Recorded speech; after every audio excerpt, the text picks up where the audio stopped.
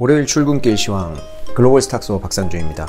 오늘은 좀 길게 하지는 못할 것 같아요. 왜냐면 제가 지금 사실 홍콩에 와 있는데 그래도 저희가 월요일 출근길 시황을 빼먹을 수는 없으니까 홍콩에서 지금 녹음을 하고 있습니다. 근데 제가 정식적인 평소에 쓰는 장비도 없고, 그리고 지금 이제 호텔방이 홍콩은 좀 작잖아요. 그래가지고 호텔방 안에서 찍지를 못하고 애기가 지금 낮잠 자는 시간을 이용해가지고 복도에서 찍고 있습니다. 그래서 좀 민망하기도 하고, 그래서 오늘은 좀 핵심만 간단히 하고요. 그렇게 넘어가도록 하겠습니다. 이 복도를 제가 처음으로 들어와서 걸어보는데 여기 굉장히 넓구나. 좀 울림이 있다라고 하면은 좀 양해를 부탁드리겠습니다. 자, 지난주 정말 한 주 길었죠. 정말 많은 일들이 있었는데요. 그래도 다행히 이제 3대 지수는 하락으로 마감을 했습니다. 다우지수 같은 경우에는 보면은 1.18% 상승으로 마감을 했고요. S&P 같은 경우에는 1.39%, 그리고 나스닥 같은 경우에는 1.66%로 셋 다 지금 마지막 주에 이제 좀 후반부에 좀 흔들리기는 했는데 상승으로 잘 마무리를 했습니다. 네, 지난주에는 사실 경제 지표들이 중요한 것도 있었죠. 연준 금리 결정도 있었고, 이제 중국의 이제 LPR 금리라고, 요게 이제 그 중국의 대출, 이제 우대 금리 이런 건데 대출하고 직결되어 있거든요. 그래서 보통 1년물하고 5년물 이렇게 발표를 하는데, 요게 이제 5년물 같은 경우에는 부동산 시장하고 직결되어 있다 보니까 굉장히 중요합니다. 근데 1년물, 3년물 다 동결을 했어요. 근데 이게 왜 그랬냐면, 사실 5년물 같은 경우에는 인하될 것이라고 어느 정도 예상을 하고 있었습니다. 왜냐하면 중국도 지금 부동산이 지표가 바닥을 찍고 올라오고는 있지만 아직은 살려야 되는 그런 시기이다 보니까 이게 그래도 어느 정도 인하를 하지 않을까 이렇게 예상을 했는데 동결을 했거든요.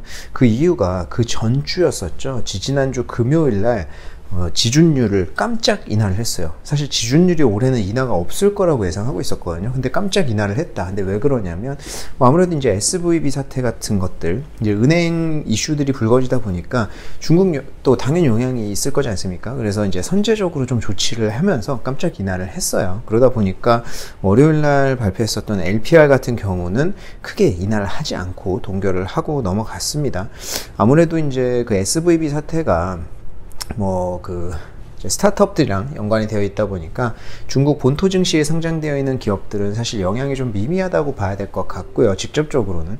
근데 홍콩에 상장되어 있는 주식들이 조금 영향이 있는 케이스가 있어요. 왜냐하면 그 홍콩의 CRO 업체들, 헬스케어 기업들 있잖아요. 이런 기업들이 지금 스타트업이라든지 이런 것들도 있고 대출을 받아져 있는 케이스들도 좀 있기 때문에 이런 데 영향이 조금 있기도 하거든요. 그렇다 보니까 이제 선제적으로 조금 조치를 취했다, 이렇게 보면 될 것 같고요. 부동산 같은 경우에는 올해 아까 앞에서도 말씀드렸듯이 이제 바닥을 찍고 좀 올라오는 그런 추세여가지고 올해 LPR 금리 5년물 같은 경우에는 인하를 조금 할 수 있을 것 같아요. 부동산은 쇠불도 당긴 김에 빼라고 지금 올라오고 있는 상황에서 어느 정도 부양은 조금 해야겠죠. 그래서 그런 기조에 있다. 중국은 좀 그랬었던 것 같고요.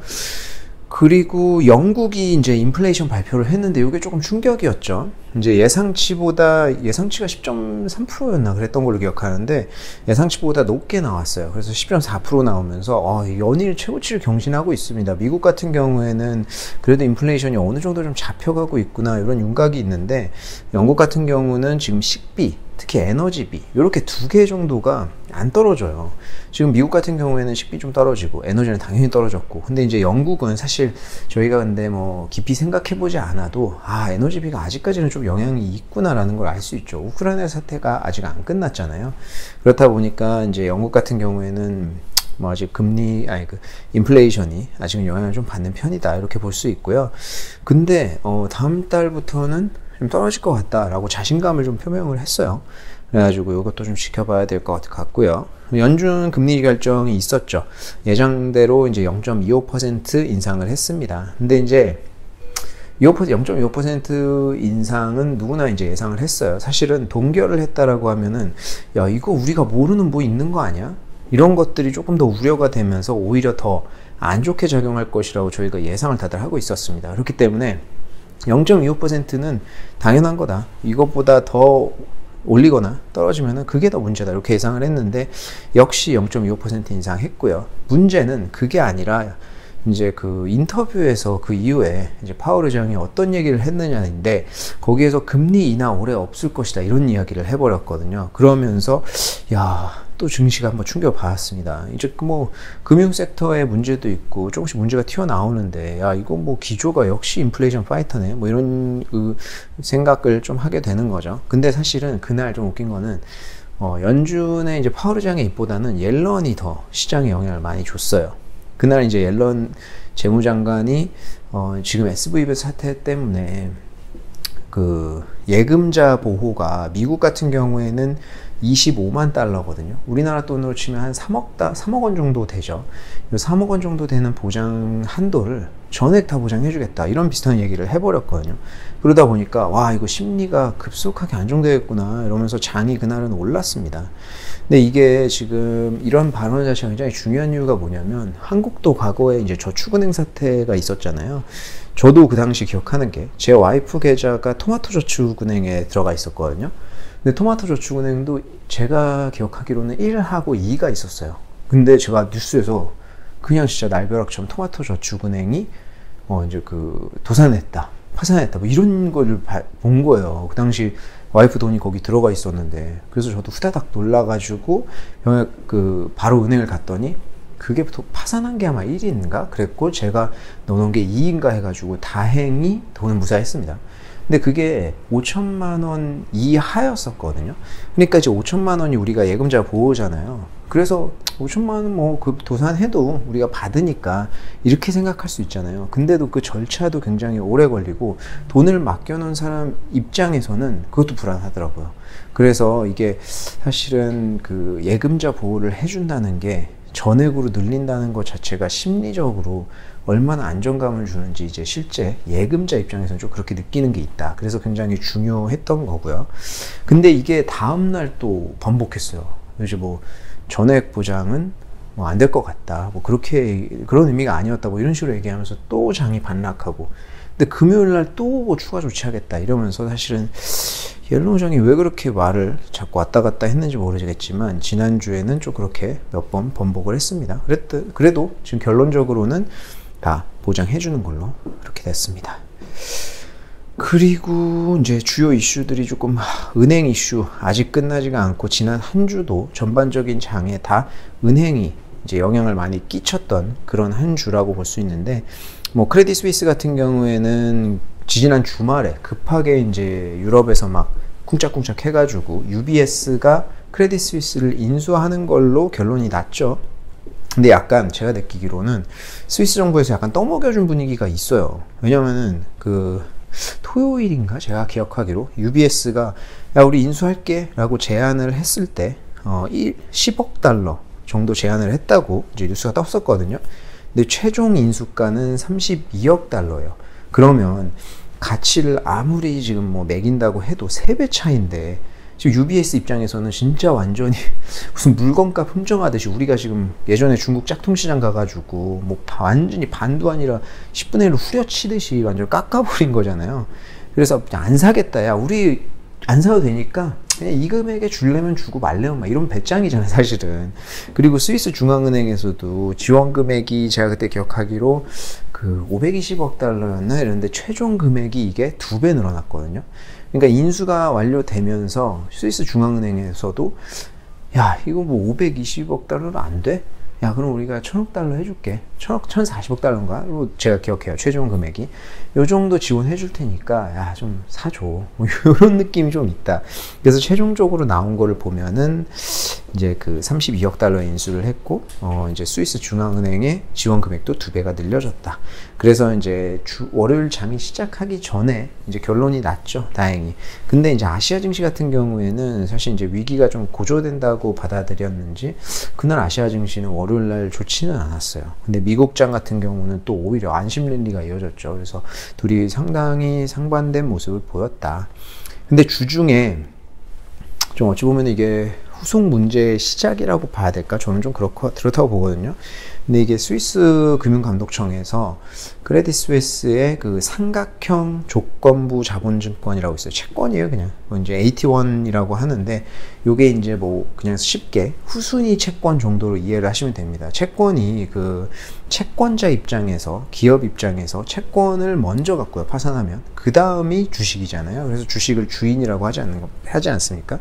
근데 이제 채권과 주식 사이 정도에 있는 게 후순위 채권이에요. 그래서 좀 불안정하죠. 과거에 한국에도 막 그 후순위 채권에 투자했다가 문제된 케이스들이 많습니다. 그걸 못 받아가지고. 그냥 채권하고는 조금 달라요. 채권하고 주식 사이에 있는데, 이제 채권만큼 보장되어 있지는 않다. 이렇게 이해를 하시면 돼요. 근데 이게 이제 주식 전환이 가능하거든요. 그러면 이제 뭐 문제가 뭐냐라고 볼 수 있는데, 세계 유수의 이제 헤지 펀드들이 이제 크레딧 스위스의 채권 가격이랑 주가 막 떨어지고 난리가 나니까, 이제 야, 이거 크레딧 스위스를 스위스 정부에서 망하게 할 수 있겠어? 분명히 이거는 도와준다. 이런 이제 배팅을 한 거예요. 그래가지고 이 조건부 자본주의가 AT1 채권을 마구 사들인 겁니다. 그러면 이게 만약에 이제 주가가 바닥을 치면 이게 어느 조건이 있거든요. 어느 정도 이하로 떨어지면 주식으로 전환이 돼요. 그럼 주식으로 전환이 되는데 스위스 정부에서 살려줬다. 그럼 주가 올라갈 거 아니에요. 거기에 배팅을 한 거예요. 그래서 돈을 좀 많이 먹어보자. 이런 의미로 이제 배팅을 한 건데, 이게 문제는 스위스 금융감독청에서 야, 이거 전액 상각 처리해. 이렇게 된 거잖아요. 그러니까 상각 처리하는 뭐냐면 그냥 0이 되는 거예요. 요거는 안 갚아도 돼. 이제 뭐 개인 파산한 것처럼 이렇게 돼버리니까, 사실 그때 막 소송 준비하고 막 그런 얘기 나왔었거든요. 근데 제가 정확히 기억하는지 모르겠는데, 주말에 제가 홍콩 와서 지금 좀 정신없이 왔다 갔다 하다 보니까 팔로우업이 잘 안 됐는데, 이게 상각 처리를 안 하겠다 뭐 이런 뉴스를 제가 잠깐 얼핏 본 것 같아요. 그래서 요거는 제가 나중에 한번 찾으면 다시 한번 말씀을 드리고, 중요한 건 제가 여기서 말씀드리고 싶은 거는 뭐 상각 처리가 됐다, 뭐 헤지펀드들이 돈을 잃었다, 소송한다 이런 게 문제가 아니고, UBS랑 크레딧 스위스의 합병이 어찌 보면 떠먹여줘. 야, 너네 해. 진짜 야, 너네 좀 살려줘. 뭐 이렇게 해가지고 좀 한 느낌이 있잖아요. 그러면 이제 후속으로 문제들이 조금씩 발생할 거다. 이런 거를 제가 말씀드리고 싶은 거예요. 그래서 이런 문제들은 지금부터 조금씩 계속 나오지 않을까, 이런 생각이 듭니다. 그리고 이제 그 퍼스트 리퍼블릭 같은 경우는 지난 주말에 이제 11개 대형은행에서 뭐 300억 달러 자금 투입하기로 발표를 했었었죠, 지난주에. 그런데 월요일날 보면은 JP모건에서 또 이제 추가적으로 유상증자를 하거나 뭐 이제 회사 매각도 해라, 뭐 이런 방안들을 논의를 했습니다. 그러다 보니까 월요일 장에서 또 40% 정도 하락했어요. 근데 뭐 이제 원인 같은 경우에는 보면은 뭐 이제 뭐 야, 이거 주주 가치 희석되는 거 아니야? 뭐 이런 것들이 있는데, 제가 봤을 때 뭐 희석될 가치가 있나 싶기도 합니다. 근데 이제 사실 주요하게 작용했던 거는요, S&P에서 신용 등급을 강등했어요. 이제 뭐 BB 플러스였나? 그랬는데 B 플러스로 하향 조정을 했습니다. 그래서 이제 퍼스트 리퍼블릭 같은 경우에는 자금이 투입이 된다고 해도 조금 이제 투자 등급 같은 게 굉장히 안 좋아지면서 이런 영향이 지금 받고 있다, 이렇게 볼 수 있고요. 그리고 네, 이 정도 이슈가 있었던 것 같습니다. 그래서 지난주에는 은행이 여전히 이제 좀 크게 증시를 흔들었던 그런 한 주가 됐던 것 같고, 추가적으로 이제 UBS의 크레딧 스위스 인수 관련돼서 조금 얘기하고 싶은 거는, UBS가 오히려 등 떠밀려서 이제 뭐 마지못해서 인수해 이런 분위기였지만, 오히려 인수 후에는 좀 분위기가 좋아지지 않을까, 이런 생각도 드는 게, 2위의 증권사를 아무런 이제 제재 없이 먹었죠. 근데 지금 뭐 예를 들면 IB라든지 뭐 이제 그 인수, 뭐 M&A 인수 합병이라든지 뭐 이런 데 하는 부서들 있잖아요. 거기에는 고객도 굉장히 가치가 있고요. 거기서 일하는 인력들도 굉장히 가치가 있는데, 이걸 다 인수를 한 거예요. 이거는 그냥 등치만 커졌다는 어떤 그런 문제가 아니라, 이런 핵심 인재들, 물론 이제 구조조정이나 뭐 이런 것들도 해야겠지만, 이런 핵심 인재들 같은 거를 확보했다는 게, 왜냐면 이제 다 이제 그 인맥이라든지 네트워크라든지 이런 게 굉장히 중요한 분야잖아요. 그런 데를 사실 요번에 인수를 하면서 시너지 효과가 저는 나중에 굉장히 있을 거라고 생각이 좀 들어요.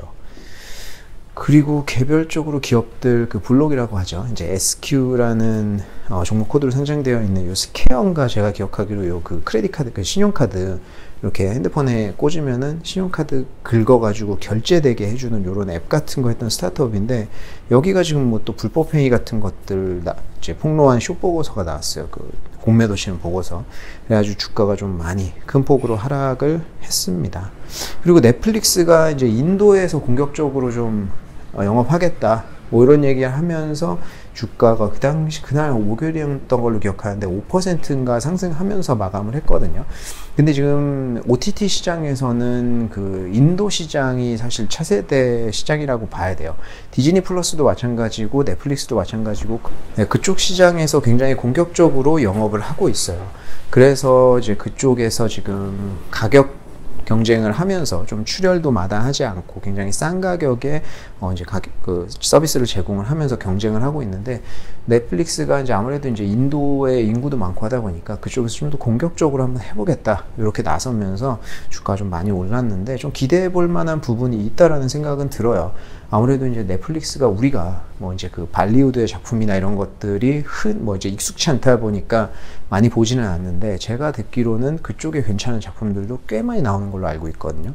그리고 사실 한국 작품들 내놓는 것만 해도 디즈니 플러스랑은 조금 다른 모습이어서 한번 기대해 볼 만한 것 같고, 최근에 이제 그 광고 기반 모델, 이제 가입자 수가 100만 가입자가 넘었다 이런 발표를 했습니다. 근데 그게 아무래도 이제 그 광고주들한테 맞춰줘야 되는 그런 양들이 있었는데 초반에 그거 못 맞췄잖아요. 그래서 주가 막 떨어지고 했었는데, 요번에 100만 가입자가 되면서 그거를 좀 맞췄다 이렇게 이야기를 하더라고요. 그래서 아마 이런 부분들이 넷플릭스에 좀 긍정적으로 작용을 할 것 같고, 저는 개인적으로는 굉장히 좋게 보고 있습니다.